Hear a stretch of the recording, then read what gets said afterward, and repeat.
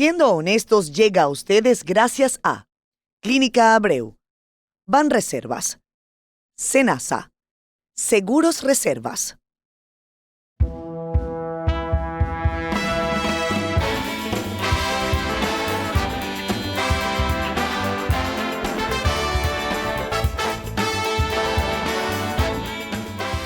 Bienvenidos a Siendo Honestos. En el capítulo de hoy nos adentramos en el mundo de uno de los consultores políticos más influyentes de América Latina, Mauricio de Bengoechea. Conocido por su papel crucial en las campañas y gobierno del presidente Luis Abinader, Mauricio de Bengoechea es el estratega detrás del éxito. Nacido en Bogotá en 1953, Mauricio ha forjado una carrera destacada como consultor político. Fue presidente de la Asociación Latinoamericana de Consultores Políticos, ALACOP, y vicepresidente de la Asociación Internacional de Consultores Políticos. En esta entrevista, Mauricio nos comparte sus impresiones sobre la reciente elección, los desafíos enfrentados y sus conclusiones sobre los resultados. ¿Por qué cree que no se logró la posición de senador para Guillermo Moreno? ¿Por qué tuvimos una alta abstención en estas elecciones? ¿Cuáles son las razones por las que acepta o rechaza campañas y los límites en su asesoría? ¿Cómo ve el futuro de Luis Abinader tras anunciar que no se repostulará? Además, Mauricio nos hablará sobre nuevos consultores políticos y su equipo de trabajo, revelando detalles de los procesos claves durante las elecciones y la medición de expectativas ciudadanas. No se pierdan esta fascinante conversación con Mauricio de Bengoechea, el hombre detrás de la elección, después de la elección. Amigos de Siendo Honestos, vieron ustedes en esa presentación quién es el caballero que nos visita esta noche y qué bueno que además lo tenemos calentito. Digo calentito porque la campaña electoral deja a mucha gente exhausta, agotada y a otros entusiasmados. Imagino que él lo está. Mauricio Bengoechea. Hola, Katherine, ¿cómo estás? Un gusto estar aquí contigo. El gusto es para nosotros y siempre es un placer además que hagan un espacito en la agenda apretada que tienen para regalarnos 45 minutos de su tiempo. Bueno, ya está más relajada la agenda, afortunadamente. ¿Cómo estuvo esta campaña, Mauricio? Quiero felicitarte Muchas ti, gracias. a todo el equipo. Ha sido una campaña que ha logrado su cometido inicialmente. Después vamos a hablar de números y detalles, pero en principio esta campaña sientes que fue distinta a otras. ¿Qué fue lo que realmente la marcó, la diferenció? Bueno, en primer lugar, yo creo que a quien hay que felicitar es al presidente Luis Abinader, porque hizo un gran papel. Creo que él es el gran ganador de esta elección, él y su partido, obviamente, porque cambió totalmente la forma de hacer política que se venía haciendo en República Dominicana. Fue un presidente que se acercó a la gente, que se volvió un gran comunicador. Tú lo viste todos los fines de semana en una población distinta durante los 4 años, visitando la gente, hablando con la gente, compartiendo incluso el lanzamiento y construcción de obras. Eso no se veía en la República Dominicana. De manera que yo creo que esa fue la primera gran diferencia de esta campaña. Pero también hay sombras, o sea, fue una campaña, desde el momento en que realmente comenzó la campaña, fue una campaña casi que aburrida, porque no había... ¿Coincides en que fue aburrida? Es que no había entusiasmo en las calles, no había eso que ha habido siempre, cuando hay competencia. Eso no sucedió precisamente porque no había competencia y porque yo creo que la gente dijo, esto ya está dado, esto ya se sabe cómo va a terminar. Claro. De manera que esa yo creo que fue la sombra de la campaña. Pero eso podría ser una trampa para equipos de asesoría, de consultoría y acompañamiento como el tuyo, en el sentido de que, bueno, de que si pareciera que todo está ganado, pues cualquiera podría dormirse en los laureles, ¿no? Mira, yo creo que la baja participación en esta elección, que la concurrencia ha debido ser muchísimo mayor, sí, se debe precisamente a que se creó una conciencia de que esto estaba dado. Y entonces, o sea, que fue un trámite. Si está dado, exactamente, si está dado, ¿por qué voy a ir a votar si ya sé quién va a ganar y ya sé quién va a perder? O sea, entonces no voy a votar por el mío porque ya es ganador. Y no voy a votar la gente de la oposición por el mío porque ya va a perder. Entonces no hubo esa competencia normal que siempre hay en las campañas. Y en la única que sí la hubo fue en la campaña del Distrito Nacional para la senaduría. Entonces ahí sí hubo una competencia, ¿Qué pasó ahí, sí hubo Mauricio? una emoción. ¿Qué pasó? Yo quiero saber primero si tú tuviste algo que ver con la decisión de que Guillermo Moreno fuera candidato y tu percepción sobre el rol del candidato per se, de lo que ocurrió con el partido y por qué crees que no se obtuvo esa plaza o por qué crees que Omar ganó la plaza. Mira, a ver, me estás haciendo muchas preguntas a la vez. Normalmente me pasa así. Pero no tuve nada que ver con la decisión. Obviamente la decisión de las candidaturas las toma el partido, básicamente, y muchas con recomendación del presidente de la República. Pero el partido es quien toma la decisión y yo creo que la decisión la toman porque querían mostrar alguien que representara de alguna manera lo mismo que el presidente, que era su lucha por la transparencia y la honestidad en el país. Entonces, Guillermo de alguna manera representaba una lucha de justicia contra la corrupción en su pasado político. Y creo que por eso fue la decisión. ¿Qué sucedió? Bueno, estaba compitiendo con un muchacho joven, muy carismático. Realmente Omar es un personaje muy carismático, que además hizo una gran campaña. Y no es que la de Guillermo fuera una mala campaña. Guillermo lo que cargaba atrás era lo que representaba en su pasado y la gente cómo lo percibía en su pasado. Pero algo importante que sucedió no solo en el Senado, sino en las dos cámaras, es que tú ves caras nuevas. O sea, hay una cantidad de diputados jóvenes y de caras nuevas, y de alguna manera el gobierno de Abinader, el primer gobierno de Abinader, ha sido una transición en esa cosa distinta de hacer política, ha sido una transición hacia una nueva generación en la política que se está dando en todos los partidos, no solamente en el PRM. Tú lo ves en la Fuerza del Pueblo con Omar y con Paz y otra gente, y lo ves también en el PLD con el hijo de Charlie Mariotti, con gente que también ganó y se colocó con Juan Ariel. No compitió, pero... Entonces creo que hay una nueva generación y hay un proceso de transición en la política, cosa que es muy interesante porque en los otros países de América Latina los jóvenes están desinteresados de la política, no quieren participar.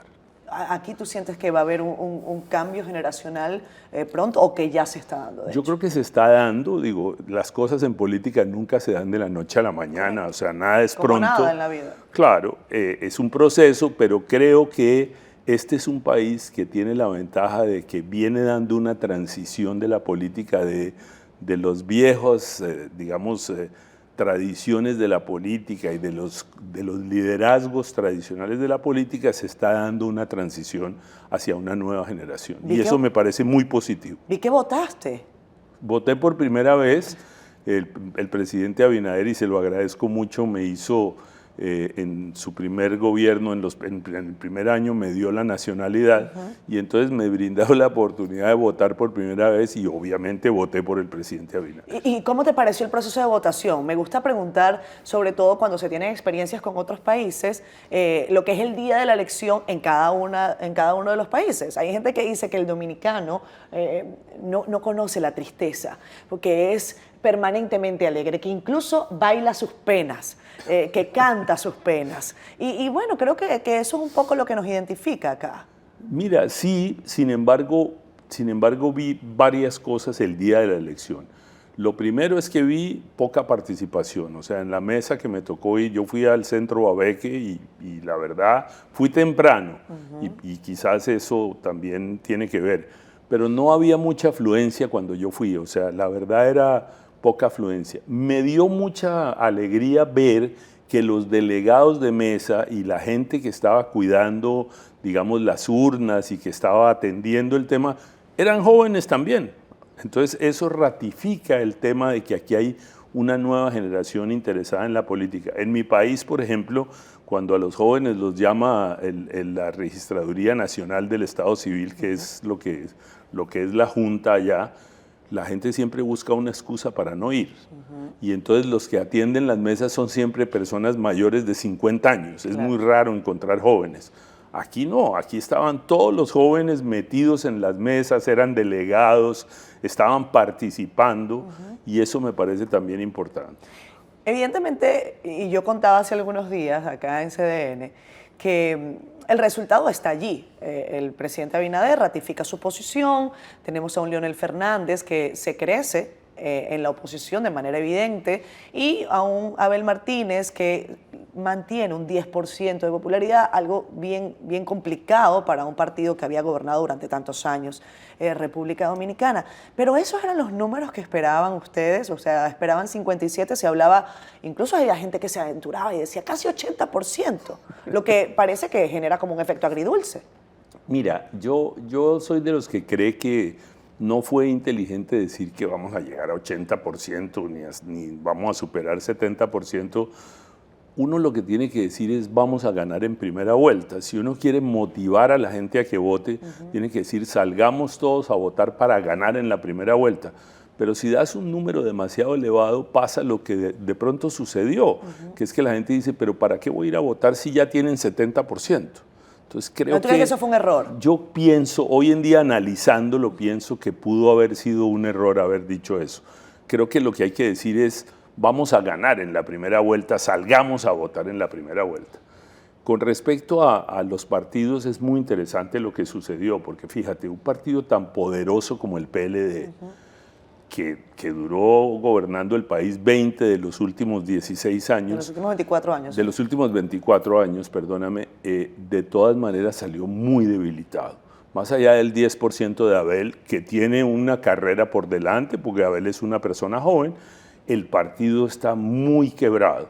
O sea, pasar de lo que fue, del poder que tuvo en el pasado, a tener 13 diputados en la Cámara de Diputados y a no tener ningún senador, es una muestra evidente de que la gente se cansó del PLD, se cansó de los dirigentes del PLD y la única, digamos, el único triunfo pírrico, diría yo, que le queda a Danilo Medina es ser el presidente que sacó el porcentaje más alto. Pero ese es el único triunfo que se lleva, porque lo que heredó es la destrucción prácticamente del PLD. Ahora, para mí el PLD y la Fuerza del Pueblo son lo mismo, solo que están divididos. Ahora lo que pasa es que reaparece Leonel, no con una gran fortaleza, porque Leonel fue 3 veces presidente y lleva 2 elecciones perdidas continuas, pero evidentemente fue quien logró, digamos, aglutinar alrededor de la Fuerza del Pueblo una fuerza que seguramente lo convencerá de volver a presentarse en el 28 como candidato presidencial. Bueno, yo espero que él reflexione qué corresponde hacer. Los líderes a veces no encuentran cuándo retirarse. Yo le propuse, porque tú sabes que yo trabajé con él. Te iba a preguntar de eso ahora. Yo le propuse que no se presentara más, que era, una persona que fue 3 veces presidente, ya está en el libro de historia, y además él es una persona reconocida internacionalmente. No era necesario presentarse de nuevo a una elección presidencial. No ahora, la vez pasada tampoco. Pero bueno, tú sabes que a veces la gente se enamora del poder. Ahora, lo que pasa sí es que creo... no le va a hacer caso al asesor del opositor, del opuesto. Evidentemente no te iba a hacer caso. No, a lo mejor pensaba... En ese momento yo era su asesor, o había sido su asesor. Terminando de ser su asesor, yo le dije, presidente, no se presente una vez. Quizás por eso no me volvió a contratar nunca, porque si uno le dice eso a un cliente, no lo vuelve a contratar. Y Abinader me buscó, la gente del partido me buscó y me preguntaron si yo trabajaría con ellos y les dije, claro, yo soy un profesional y trabajo con quien me contrata, obviamente. Claro. Si los políticos brincan de un lado a otro, ¿por qué los asesores no podemos asesorar un candidato u otro? ¿Me entiendes? Eso es normal. Vamos a hablar de eso ahora y quiero que me ayudes a trazar de alguna manera algún tipo de líneas, si las hay. En el tema de la consultoría política, que ha crecido muchísimo. Además, cuando tú empezaste como consultor, quizás no eran tantos. Ahora parece que ha cobrado una vitalidad interesante esta profesión.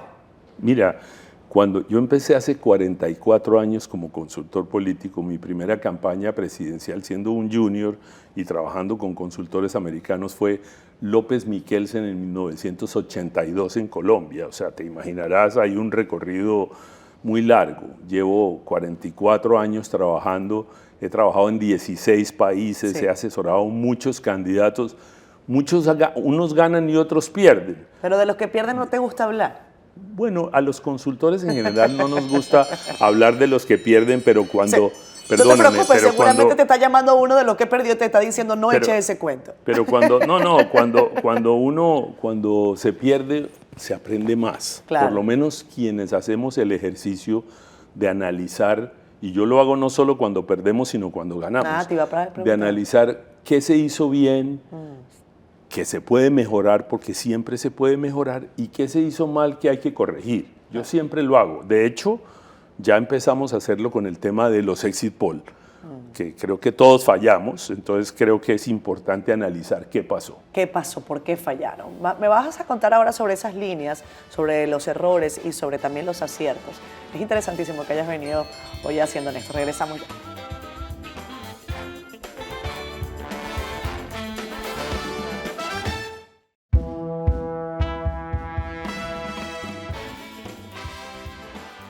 Regresamos con más. Algunos lo conocen como Mauricio, otros como Bengochea, otros como el hombre detrás del presidente. Otros como Devengo. Otros como Devengo, a eso iba.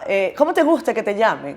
No, digo, Devengo se volvió como una marca. Sí. Es una historia interesante, te la cuento Sí, rápidamente. claro. Mi padre era un gran taurino y siempre luchó por la honestidad en el mundo de los toros, pero descubrió que mucha gente recibía el sobre de los toreros para hablar bien de ellos después de las corridas. Y entonces, como él no vivía de eso, porque esa era su pasión y su hobby, se puso el doctor Devengo y denunció a todos aquellos que recibían sobres para hablar bien de los toreros. Y se quedó como el doctor Devengo. Entonces, de alguna manera, yo heredé ese nombre de mi padre, que me parece divertido, ¿no? Sí. Y lo he usado en la política desde hace mucho tiempo. ¿Pero lo usas como una reivindicación o como una venganza? No, lo uso como un recuerdo de mi padre, Ya. ¿me entiendes? No, Una reivindicación. Sí, totalmente. Fíjate una cosa, hablábamos de estas líneas, ¿no? que se trazan y tú has comentado en la parte anterior algo muy interesante. Yo te estoy tuteando. Pero, por favor. O sea, yo suelo tutear a todo el mundo en este programa. Me parece Pierdo muy cualquier formalidad. Además Yo se no llama soy de haciendo esos bogotanos que le dicen a todo el mundo usted. usted. ¿no? Sí. Y tampoco me vayas. Hay una de Colombia que es qué pena con usted. Qué pena con usted. Y es Sí. un gran problema. Yo digo, cuando un colombiano le dice qué pena con usted se Sí, fregó. está. Pero en estas líneas, dices, ¿puedo trabajar con un candidato o con otro? ¿Hay algún candidato con el que hayas dicho, no trabajo, no quiero trabajar con él, incluso cuando te lo han solicitado? ¿Qué hace que tú asumas una campaña? ¿Cuáles son las líneas? En primer lugar, nunca voy a trabajar con un candidato en una elección que no sea democrática. O sea, si a mí me llamara mañana el señor Maduro para trabajar con él, o el señor Ortega, o ese tipo de candidatos, no trabajaría. Tampoco de la extrema derecha, o sea, no me gustan los extremos. Me parece que la política es el arte de consensuar, de llegar a entendimientos. Y ahí lo que hay es polarización y extremos. Entonces no me gustan los candidatos de extremos y mucho menos los dictadores de izquierda a derecha. Ahí no trabajo. Pero a veces he renunciado a campañas también. He renunciado porque me parece que descubro que hay una mentira alrededor del tema. Uno está haciendo todo lo posible para que el candidato gane, no siempre se logra, pero cuando estás haciendo todo lo posible y descubres que hay una negociación previa, como me ocurrió en México, o que hay Para perder, por ejemplo. una negociación previa para perder, claro. Entonces, ¿por qué O quieres sea, hacer seguir? una pantomima. Vamos a participar, pero voy a perder. Y lo sé desde el principio, pero le digo a todo el mundo que quiero ganar. Claro. Eso me sucedió, entonces cuando suceden ese tipo de cosas yo me retiro, prefiero retirarme de la campaña. O cuando hay alguien que tú lo estás asesorando y no te escucha, porque la verdad los consultores no tenemos poder. Lo que queremos tener es influencia. Las decisiones de poder la tienen los políticos. Ellos deciden qué se hace y qué no se hace de lo que uno recomienda. Pero cuando ves que siempre recomiendas y no pasa nada, ¿para qué te quedas? No vale la pena. Dice Moisés Naín en uno de sus libros que cada vez es más fácil perder ese poder, que el poder se nos está extraviando de las manos, pero también habla después de una revancha de esos poderosos. Y quiero que me cuentes en esta historia de asesoría comunicacional, ¿cómo has visto este tema de cómo se alcanza y cómo se pierde el poder? ¿Eso ha cambiado? ¿Cuál es la relación que tú tienes? Mira, sí se ha perdido mucho el poder. Moisés tiene toda la razón en su libro, porque los medios ya no tienen el poder que tenían antes, los partidos tampoco, porque cada día están más fraccionados, y los mismos políticos o gobernantes lo han perdido porque los ciudadanos han heredado poder gracias a las redes sociales. Desafortunadamente también han surgido mecanismos como los bots y las granjas y todo este tipo de cosas que lo vimos en la campaña, donde aparecen mentiras y noticias falsas que construyen realidades falsas.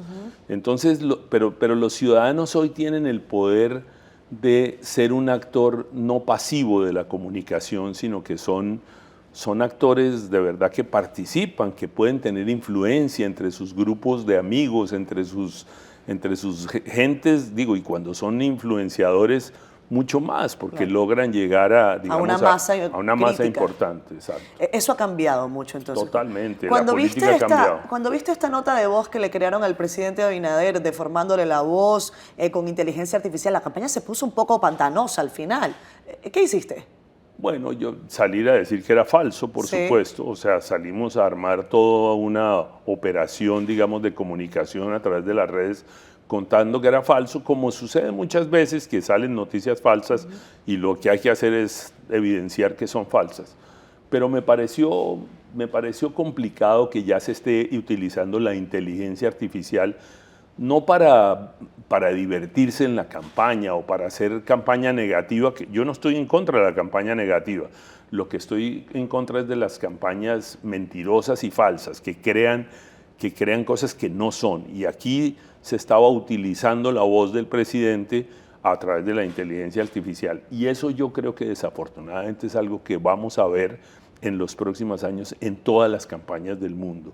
Porque hoy en día la inteligencia artificial, que tiene muchas cosas a favor, pero muchas en contra, nos puede traer una serie de acciones que van a ser muy complicadas. Voy a hacerte otra pregunta sobre el retrovisor y después quiero preguntarte sobre el futuro, sobre los kilómetros de andada hacia adelante. Viendo en el retrovisor la elección del domingo, hablabas de los exit poll. Supe, confírmame si es así, que había un espíritu de celebración mayor en el PRM temprano, pero que después la situación empezó a tornarse un poco más seria, porque esos números que ustedes tenían no estaban respondiendo a lo que estaba pasando definitivamente. ¿Qué ocurrió? ¿Ya han hecho ustedes ese análisis? Mira, no, apenas lo estamos empezando a hacer. Yo ayer tuve una reunión con todos mis técnicos o con todos los estadísticos, porque yo no publico las encuestas que hago, pero hago encuestas permanentemente desde hace 20 años en este país.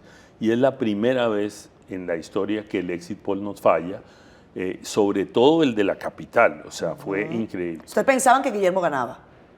Pensábamos que Guillermo, en un momento dado pensábamos que Guillermo ganaba, ¿sí?, por una diferencia mucho menor de la que daban los exit poll, pero fue muy complicado. Y tengo ya reflexiones de qué pasó. Por ejemplo, cuando uno hace una encuesta, el encuestador va a buscar una persona específica o un perfil de persona específica, un joven de tal edad, con tales características sociodemográficas. En el exit poll no pasa. Tú le preguntas a todos los que van saliendo de un centro de votación, claro, ¿usted por quién votó? Entonces, la primera pregunta, la primera reflexión que es interesante es, la gente se cometió el error de que le preguntaran a la misma persona, ¿usted votó por quién votó para presidente? Por Abinader. ¿Y por quién votó para senador? Si no votó por Guillermo, no te lo iba a decir. O sea, iba a mentir de alguna manera porque había votado por Abinader. Porque entonces, sentía un compromiso. Claro, entonces lo primero que creo que hay que hacer es, cuando se pregunta por senador o por otro cargo distinto al de presidente, no, hay que hacerle la pregunta a otra persona sin preguntarle presidente. Exacto. A unos les preguntas de presidente y a otros les preguntas de senador. Eso, por ejemplo, es la primera lección. Siempre se puede aprender, ¿no? Claro, es la primera lección que me queda de esto. Pero lo segundo es, hay que tratar de buscar, aunque es muy complicado, como se hacen las encuestas, el tipo de persona que representa el universo en la zona donde estás. Obviamente eso es un poco más complicado, pero se puede hacer. Y lo tercero que se podría hacer es un panel telefónico de llamadas que no son boca de urna, sino boca de casa, por llamarlo de alguna manera, que es llamar a un número de personas que ya tienes en un panel y en una muestra de las encuestas para preguntarle, ¿usted ya votó y por quién votó? Porque si tú ponderas lo uno con lo otro, seguramente va a mejorar el resultado. Pero yo creo que hubo mucha gente que votó por el presidente Abinader y dijo que había votado por Guillermo sin ser cierto. Y lo otro que creo que pasó es que los ciudadanos, como tú bien dices, había cierta como alegría y entusiasmo. Entonces, casi que la gente que estaba con Abinader, casi que perseguían a los que estaban haciendo investigación en boca de urna para también participar en la encuesta. Mientras que los otros que sabían que iban a perder estaban más cabizbajos y menos entusiasmados. Y entonces, digo, no les gustaba mucho que les preguntaran por quién votó. Creo que esos dos factores son importantes de analizar ahora no lo vamos a saber sino en el 28, si mejoramos o no con algunas, porque no, digo, es la primera vez que lo vamos a volver a usar, salvo que lo apliquemos en otros países. Pero en el 28 ya el presidente Abinader dijo que no va. No, él no va, digo, pero para entender, ¿Pero tú le digo, crees? para hacer el box, por supuesto que le creo. Te digo porque hay mucha gente que dice, es que yo quiero creer. El ciudadano regularmente quiere creer. No, Pero mira, lo que pasa es que a veces los políticos nos defraudan, Mauricio. sí, y esa es la verdad. Pero yo te voy a decir una cosa. Pocas veces he conocido un líder y pocas veces, creo que es la única vez que he estado con un presidente a quien a veces tú le dices, le recomiendo hacer esto, y él te pregunta, ¿y eso me conviene más a mí o le conviene más al país? Y cuando le contestas, ¿le conviene más a usted? Te dice, no lo voy a hacer. Y eso me ha ocurrido con el presidente Abinader y eso no me ha ocurrido nunca antes en la vida. Entonces, esta es una persona de verdad seria, comprometida, de palabra, y estoy convencido que no va a ir en el 28 y tampoco va a ir nunca más. En Colombia, cuando has asesorado a candidatos, ¿también has votado? ¿O te Claro, abstienes? Por supuesto que Siempre. he votado, y a veces he asesorado candidatos y he votado por el contrario. Eso me ha pasado, porque yo voto a conciencia, yo no voto solamente porque estoy ayudando a un candidato. O sea, ahí no vota el contrato. Ahí no vota el contrato, vota la conciencia. Vamos a hablar del 28 cuando regresemos y de lo que vendrá, porque es difícil y diferente asesorar una campaña en primera o una primera campaña que una campaña que quiere renovarse, y todavía creo más complejo una campaña sin el candidato usual y en otro escenario distinto que se plantea de cara al 28. Mauricio Bengochea con nosotros en Siendo Honestos.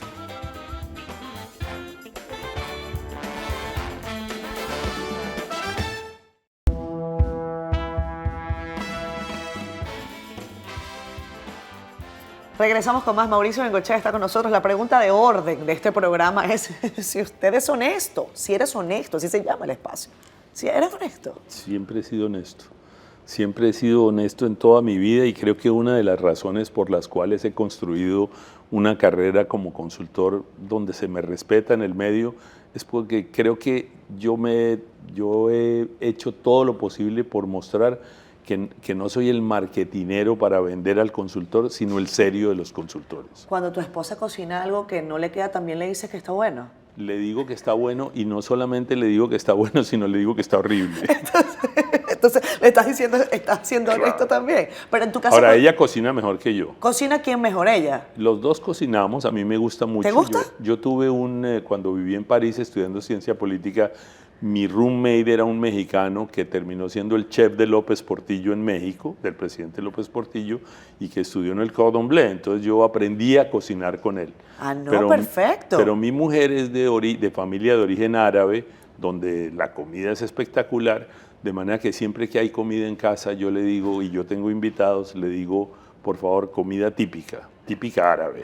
Y dime una cosa, y en este contexto, a mí me ha gustado, y lo puedo decir, me ha gustado que el candidato, ahora presidente, bueno, siempre ha sido presidente, pero hablando ya de él en ese contexto, ha aprendido como a burlarse de sí mismo. ¿Esto de poner el tema de la Toyota fue una sugerencia tuya o de él? No, él es un hombre que tiene esas salidas que además conectan muy bien. Okay. Y las ha tenido, por ejemplo, en La Semanal, La semanal para mí ha sido un éxito verdaderamente. ¿Estuviste de acuerdo en que se hiciera la semanal? Sí, es una idea de Homero Figueroa, me pareció una gran idea porque es la manera de poner la agenda todos los lunes, la agenda de discusión de la comunicación. Y me parece que el haberlo empezado a hacer meses antes de que comenzara la campaña de verdad fue una gran idea y sirvió muchísimo de verdad en la comunicación del presidente. Te preguntaba lo del tema del presidente porque hay quienes dicen que él ha cambiado mucho en su forma de comunicar, eso tiene un tema también de training. ¿Cómo es el Abinader de hoy? ¿Es distinto al Abinader con el que empezaste a trabajar en 2017, si no me equivoco? Es completamente distinto, pero yo creo que es la misma persona y ya tenía todas las facultades que hoy tiene, Sí. Solo que no las había sacado. O sea, Abinader era un hombre que tenía desde muy joven, viene de una familia donde viene preparándose para ser presidente de la República algún día. Pero era un hombre que todavía, no tenía la experiencia y la madurez política que tiene hoy. Entonces tú ves el Abinader del 12 y el Abinader del 16, del 20 y el de hoy son impresionantes. O sea. Tú dijiste en una entrevista una frase que a mí se me quedó como retumbando. Y es que dijiste, uno no elige a su sucesor, elige a su verdugo. Es correcto. En el caso del presidente Abinader, vamos a pasar por un sucesor. Ese sucesor podría estar en sus mismas filas, en el mismo PRM. Es correcto. Y quiero preguntarte si vas a participar en esa campaña, si eso está planteado, y la dificultad que va a tener para el partido y también para el propio presidente Abinader, el desafío que le significa como un político ya curtido en la República Dominicana. Bueno, mira, yo de verdad, la frase no es mía, es de un gran político mexicano que es Manlio Fabio Beltrones, un hombre brillante y con una experiencia política extraordinaria, quien alguna vez me dijo, Mauricio, uno nunca elige a su sucesor sino a su verdugo y tiene que saber si le da un bisturí o un machete. Porque si le da un bisturí, te hace una laparoscopia y si le das un machete, es un sangrero. Y entonces hay muchos casos, en todas las ocasiones siempre hay uno de los dos, o bisturí o machete. ¿Y por qué? Porque quien gana una elección, así sea tu candidato, el día que toma posesión es el presidente y las decisiones las va a tomar él. Y entonces sabrá si quiere continuar algunas políticas, pero lo va a hacer a su manera. Claro. O sea, lo va a hacer desde su visión y su perspectiva. Yo no conozco ningún presidente títere que haga lo que le dice el titiritero. No existe eso. Cada uno asume la presidencia y una vez que la asume, como se decía antes, muerto el rey, viva el rey. Entonces yo creo que de todas maneras, o hay laparoscopia o hay sangrero. Entonces, hemos visto en algunos casos, aquí hubo sangrero entre Danilo y el presidente Fernández. Sí, se convirtieron y en en Colombia entre Uribe y Santos, y en Ecuador entre Correa y Lenin Moreno. O sea, siempre, hay sangrero, pero hay otros lugares donde no. Hay política de continuación, pero con una visión propia de quien acaba de ganar la presidencia. ¿Vas a participar en la campaña del 28? Te iba a contestar eso. Mira, yo por ahora, mi cliente es el presidente Abinader. Yo no voy a meterme en ninguna campaña porque yo creo que a esto lo que hay que ponerle es orden, sobre todo en el partido. Ya hay muchas aspiraciones, pero hay que ponerle orden. ¿Cuántas hay? No lo sé, pero son legítimas todas. Sin o sea, duda. todo el que pero quiera se sabe participar, que hay muchas, sí, hay varios. Y hay talento para hacerlo, pero el presidente yo creo que él mismo ya anunció que se quiere reunir con los que aspiran para poner una serie de reglas y de protocolos de cómo manejarse y que el partido no termine en una gran división interna. Claro, porque además muchos de ellos son funcionarios. Claro, entonces lo importante es hasta cuándo vas a ser funcionario y a partir de cuándo dejas de serlo si de verdad tu aspiración, si quieres salir a hacer tu campaña. Porque ahora lo importante es el legado del presidente, el legado que puede dejar este gobierno y lo que puede trascender después de tanto trabajo y de esta reelección. Ahora lo que toca es dejar las transformaciones y las reformas que se necesitan. ¿Tú te quedas con el presidente Abinader hasta el último día? Hasta que él me diga a dónde caminar, porque yo creo que al final él va a terminar diciendo, este partido, y se van a poner todos de acuerdo, vamos a apoyar a un a uno candidato o a otro. o a una candidata, no se sabe, pero lo importante es que una vez esa señal exista, digo, no sé si me van a llamar, pero creería que van a pensar en que algo hice bien, ¿no? Y entonces seguramente voy a participar, pero antes no lo voy a hacer. Hablábamos antes del programa del café, del buen café. Yo he aprendido a bebérmelo sin azúcar. Igual que yo. Igual que tú. Los colombianos saben mucho de café. El primer café de la mañana, ¿con qué te lo bebes? ¿Ves noticias? ¿Revisas WhatsApp? ¿Estás viendo el...? Bueno, yo siempre le voy a llamar Twitter, no sé tú. Yo le digo Sí, el yo ex-Twitter. también. El ex-Twitter es buen nombre, buen nombre. Entonces, ¿qué es lo que hace Mauricio con su primer café en la mañana? Mira, yo tengo una regla desde hace varios años, porque ya con el tiempo uno también quiere vivir para uno, y entonces las 2 primeras horas de la mañana son para mí. Siempre, no importa si me levanto a las 4 de la mañana o a las 8, por lo general es a las 4. Pero las 2 primeras horas la dedico a hacer lo que yo quiero, ver una película, leer el libro que me estoy leyendo, ver en televisión lo que quiero ver, ponerme a mirar las redes sociales, pero le dedico 2 horas a lo que yo quiero hacer en ese momento. Sí. Y apenas terminan esas 2 horas, que me baño y me voy, mi primer café es en el desayuno, y la verdad siempre tengo el computador abierto cuando me estoy desayunando, entonces ahí es mi primer café. ¿Y el desayuno es mangú o arepas? Ni mangú ni arepas, aunque fíjate que mi mujer no le gusta el pan dominicano, Okay. sí le gusta el mangú, pero no el pan dominicano, y decidió, cuando vino ahora a acompañarme en estas últimas semanas de la elección, traer arepas venezolanas, ¿no? Maravilla. Para compartirlas en el desayuno. Claro, claro. Oye, Mauricio, y ya que me has dicho todo esto y el asunto del café, casi siempre el café es sinónimo también de reuniones. Y yo sé que tú has constituido un equipo interesante de personas con las que estás trabajando no solamente en República Dominicana, sino en otros países. ¿Qué tan importante es el diseño del equipo?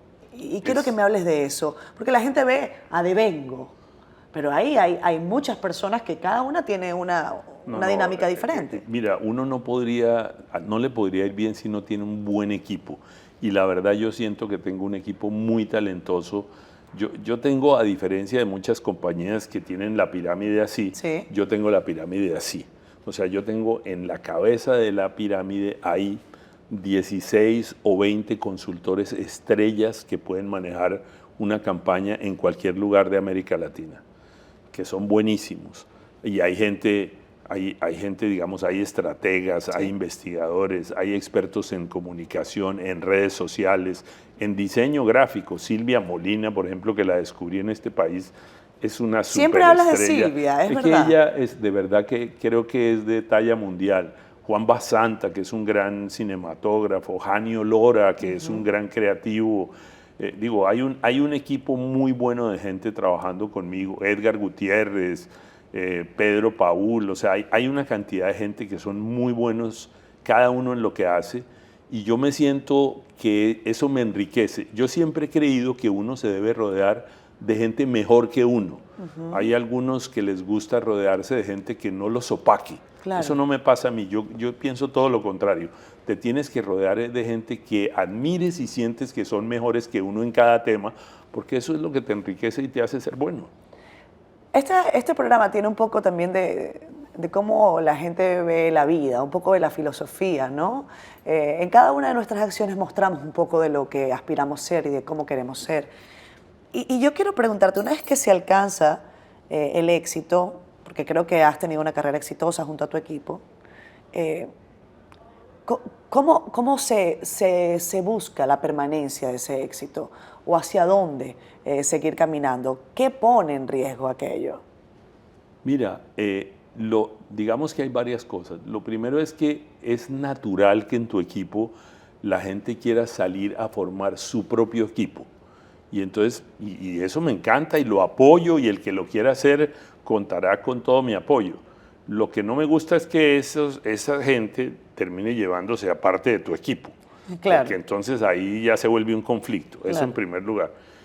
Pero en segundo lugar, y vuelvo a hablar de la inteligencia artificial, yo siempre he tratado de mantenerme al día, yo no me dejo que me deje retrasado como consultor pese al tiempo y los años que tengo. ¿Cuántos tienes? 70. O sea, pese al tiempo, tú no te dejas como golpear por la tecnología, ni nada de eso. Para nada, yo estoy siempre tratando de estar al día en el tema de la tecnología. Entonces, una manera de permanecer va a ser la inteligencia artificial, porque hoy en día Devengo puede crear un avatar, ¿no?, de Devengo, puedo decirle todo, contarle todo lo que yo sé y mi experiencia de años, pero también puedo ponerle un machine learning de los mejores consultores del mundo y entonces va a ser bueno, y eso va a seguir rodando en el tiempo cuando uno no esté. Entonces, digo, yo creo que hoy en día la tecnología nos va a ayudar a crear permanencia en el tiempo en todas las carreras a los que estamos o a los que logramos algún momento destacado en lo que hacemos. Esas 2 horas de la mañana, quizás hayas pensado en algún momento extenderlas, ¿o no? No, la verdad no, y te voy a decir por qué. Porque cuando la gente me pregunta ¿en qué trabajo?, yo le digo que yo no trabajo, que yo hago lo que me apasiona, yo hago lo que me gusta. De manera que yo no me siento esclavo de mi trabajo, sino me siento feliz de mi trabajo, y por eso creo que nunca me voy a retirar. Me retirará cuando se caiga el lápiz, pero no me pienso retirar. Vamos a la pausa comercial, nos queda poco tiempo. Mauricio Bengochea está con nosotros acá en Siendo Honestos.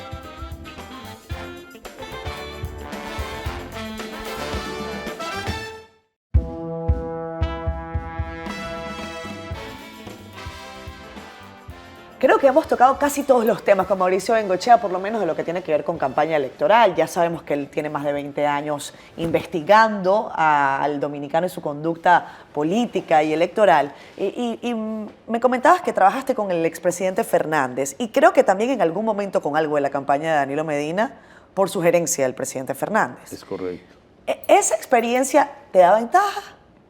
Porque los conoces a todos, ¿sabes cómo van a reaccionar? Mira, yo creo que, bueno, obviamente los conozco bien, trabajé con ellos mucho tiempo. Digo, yo tengo en este país la medallita de haber participado como estratega en 7 campañas ganadoras en 20 años, no solo presidenciales, sino de Congreso y de alcaldes. Pero yo creo que lo más importante es que cuando llevas 20 años investigando en un país, conoces a fondo la mente de la ciudadanía.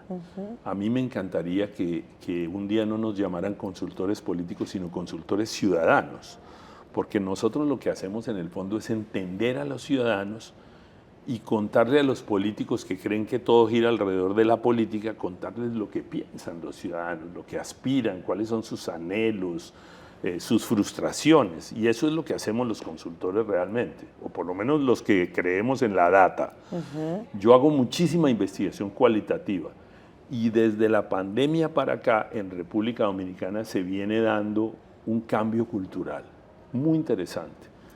Los dominicanos antes les gustaba más la fiesta, la chercha, la cosa, el desorden, la música, la alegría, como tú decías al principio. Sí.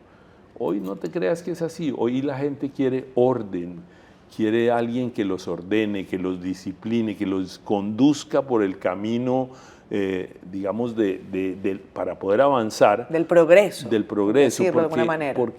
Porque antes sentían que eso era muy lento. Y yo creo que esa es una de las ventajas del presidente Abinader. Y por eso le fue tan bien, porque la gente lo percibe como que él es el ordenador. Él es esa persona que está, ese caos que había, que no se sabía hacia dónde iba, él lo ha empezado a ordenar, y yo creo que eso es parte de su éxito. El mundo de la consultoría política tiene algunas personalidades interesantes que yo quiero ponderar contigo. Por ejemplo, yo he leído muchísimo a Yago de Marta. Me parece un tipo con una visión muy interesante, muy inteligente. Y hay uno que se pinta un poco misterioso, ¿no?, que es JJ Rendón. ¿Tú lo conoces? Yo soy el papá de ese Frankenstein, ¿no? Lo conocí en el año 98 cuando yo era presidente de ALACOP, de la Asociación Latinoamericana de Consultores, y él era un muchacho joven que vino a decirme: yo quiero ser consultor. Y entonces yo le dije: inscríbete, inscríbete y empieza a trabajar y ofrece tus servicios. Y así fue, y nos hicimos amigos. En algún tiempo fuimos muy cercanos, incluso en el 2001. Yo debo decir que le agradezco a JJ que cuando perdió el PRI en México, que él es muy buen vendedor y se metió con 4 estados en México, me llamó para que yo fuera su back office. Lo que pasa es que al final no nos entendimos en el estilo, en cómo él conducía la consultoría. Yo preferí abandonar y decirle gracias, y 5 meses después me fui del lado de JJ Rendón. Y él hizo ha hecho una carrera interesante, en mi opinión, demasiado conflictiva. Y eso ha hecho que hoy en día ya poca gente lo busque. En una época era ese misterioso. Era el misterioso JJ. El maloso, el que sabía todo lo que había que hacer. Pero ¿tú crees que hay que construir como un poco personaje? Él construyó un personaje. ¿Tú no? No, yo creo que a mí se me ha construido en el tiempo siendo el serio, digamos. Pero a mí no me gusta, yo soy una persona más normal que... ¿Más accesible? Yo no me pongo cuello Nerú ni ando con espadas, ¿me entiendes?, de samurái, porque eso no es necesario para construir un renombre en la consultoría. Las próximas elecciones que tenemos en la región son las elecciones de Venezuela, si es que se dan, creo. Yo creo que no va a pasar nada. ¿Tú crees que no habrá elección? Mira, esa es una posibilidad, pero yo creo que si hay elección la va a ganar Maduro, porque ya la tiene ganada, porque no se va a ir, porque mientras no haya de verdad credibilidad en ambos sectores, de que hay que continuar juntos ambos sectores con la participación que obtengan, que esa sería lo justo. Si Maduro sacara el 30%, entonces tendría que haber, no podría haber persecución de ningún tipo y había que darle el 30% de los cargos del Estado a su partido, y eso no va a pasar. Y del otro lado menos, porque el miedo que tiene de que lo metan preso o lo maten, ¿no? Tampoco, o sea, hay demasiada rencilla en los corazones de los venezolanos, con razones obvias, porque han pasado muchas cosas, pero la rencilla es tal que yo creo que no va a pasar. Hay una fragmentación muy dura en Venezuela, muy dura. Y bueno, puedo hablarlo en primera persona. Bueno, tú eres venezolana. Yo soy venezolana, y lo conozco definitivamente, y sé de esa grieta que han creado en una sociedad, y por eso valoro tanto la sociedad dominicana, porque con todas sus diferencias, que las hay, que me encanta que las haya, porque además esa es la democracia, siento que no hay una fractura de esa índole. República Dominicana, curiosamente, es uno de los muy poquitos países, yo diría que hoy en día solo existen Uruguay y República Dominicana en la región, donde hay partidos políticos, respeto democrático, que hay que fortalecerlo, me parece clave. O sea, yo no creo aquí en los 40 partidos que hay, aquí hay 2 partidos, uno que está dividido en 2, pero en el fondo son 2 fuerzas políticas importantes, y mantener eso, y mantener la renovación y la construcción permanente de nuevas formas de hacer política, creo que fortalece la democracia. A mí me encanta la propuesta del presidente Abinader de independizar los poderes del Estado, porque esa es la manera como tú fortaleces verdaderamente la democracia. En los países en que quieren controlar todos los poderes del Estado nos va mal, sea de derecha o de izquierda, nos va mal. Pero ahora el presidente Abinader tiene todo el control del Congreso. Pero también ha dicho que no va a hacerlo a la brava, sino que lo va a consensuar con todos los frentes, no solo políticos, económicos, sociales. Todas sus reformas las hará por consenso, y eso me parece que es lo que hay que hacer y lo democrático. ¿No está en crisis el sistema de partidos políticos en República Dominicana? Yo creo que está en crisis el PLD, y ellos tendrán que ver cómo hacen para renovar el partido. No puede seguir siendo un partido donde un comité político, que si sumas los años de los miembros llegas a 2000 años, ¿no? Sean los que manejen el partido. Creo que hay que renovar el partido, creo que hay que buscar a las nuevas caras del partido, y como hicieron con Abel, y empezar a darles poder, porque Abel en el fondo lo pusieron, pero no tenía el poder de tomar las decisiones. Mauricio, gracias. Se nos ha acabado el tiempo. Muchas gracias, Catherine. Buen viaje y buena mar. Gracias. Hasta el próximo domingo. Cuídense mucho. Esto fue Siendo Honestos. Como saben, además, recuerden, estamos en YouTube. Ahí ustedes van, le dan al cuadrito, se suscriben, nos comentan qué les parece, qué tan honesto fue Mauricio Bengochea hoy, por ejemplo, y les vamos a poner además un honestómetro para que nos digan sus opiniones. Como siempre, gracias.